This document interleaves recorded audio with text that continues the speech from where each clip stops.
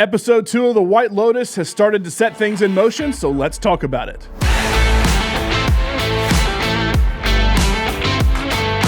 Hey everyone, welcome into the Pop Culture Life. I'm John Lunsford. Let's talk about episode 2 of White Lotus season 3. For those that haven't watched episode 2 yet, go watch it, then come back because we're going to get into spoilers for the episode. All right, so we all know how the game works now. We're all wondering every episode who's going to get killed and then who's going to be doing the killing. The good thing about this show is that it really does build up every character to have the motivations for both, to both be the killer and then how they're perceived by everyone else to potentially be killed. Right now, the leader in the clubhouse for me has to be Timothy. He's got to be involved some way or another. We had it established that he is into some bad stuff at work. We also had a voice cameo from Ki Wei Kwan, who played Kenneth and who works with Timothy and clearly has a lot that could implicate Timothy in whatever is going on. The focus of this episode was the various treatments the guests got, which is why the episode title is Special Treatments. We see the various guests getting their specific treatments based on some tests, but Timothy says he doesn't want any and just goes to the gym and angrily works out. However, the rest of the Ratliffs do get their treatments, including Victoria, who's played by Parker Posey, having to take drugs to get a massage because it stresses her out, which is the exact opposite point of a massage, but whatever. Saxon is unhappy with his ending, if you know what I mean. Jaclyn does a sensory deprivation tank, and Piper gets an uncomfortable look from some old man doing yoga. Then we have a very uncomfortable conversation between Jaclyn and Piper that throws back to the first episode with the conversation Jaclyn and Saxon had about Piper's sexuality, and there's just a lot of awkwardness with the conversation and weird sexual tension even among these three siblings. And that sounds weird to say, but if you watch the show, I feel like I'm not alone in thinking that. We also see more of Jaclyn and Kate's conversation after Laurie left the room at the end of episode 1. It's very much oh, she's so great. I mean, except this, but she's great. Except for this other awful thing about her. And it's just nonstop kind of catty conversation about Laurie until she busts back in and gets her charger, but we don't know if she actually heard anything. But then Laurie and Kate start talking about Jaclyn behind her back. So right now, Kate seems to be the ringleader of all the trash talk. They also go and get their wellness assessments, and while Laurie and Jaclyn are both told the same positive reaction about their tests, Kate is told that she's just average. So Kate's definitely the one that wants to be most involved, but is also the most jealous, which is building her up to either be the kill or be killed from that group. They also want Laurie to hit on their wellness coordinator, but I can also see Kate and or Jaclyn doing it as well, so we'll see how that goes in future episodes. We also get a storyline that connects Chelsea and Rick to Guy Talk and Mook when a strange masked man pulls up, robs the jewelry store, and then pistol whips Guy Talk on the way out. In the jewelry store are Chelsea and her new friend Chloe, who's Greg's girlfriend. We'll get to Greg in a second.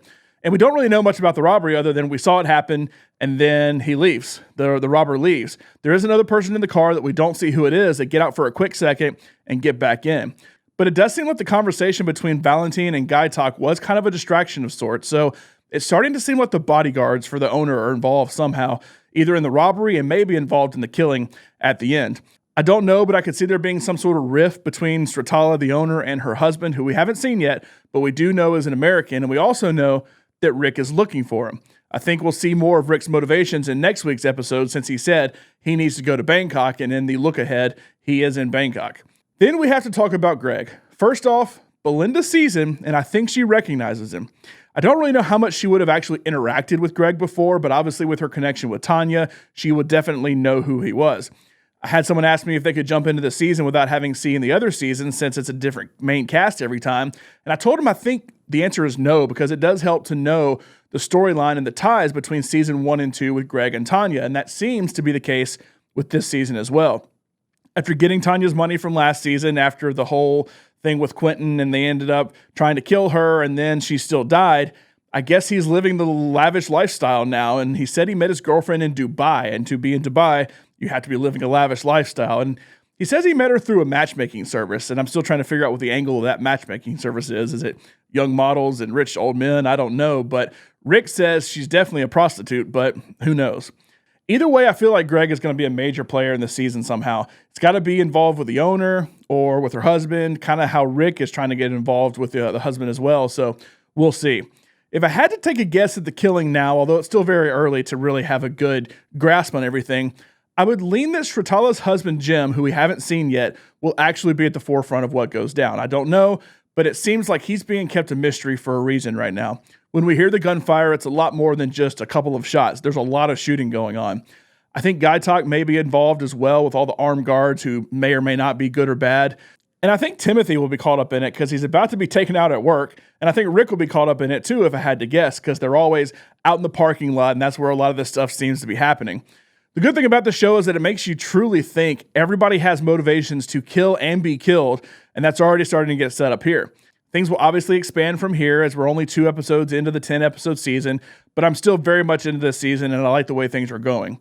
The question is, will Tanya continue to be the tie moving forward? The show has already been renewed for a 4th season, and she has been the common thread between her, Greg, and Belinda. So even though she's dead, she's still very much at the forefront of this show. So what do you think about Season 3, Episode 2 of The White Lotus? Who do you think will kill, and who do you think will be killed?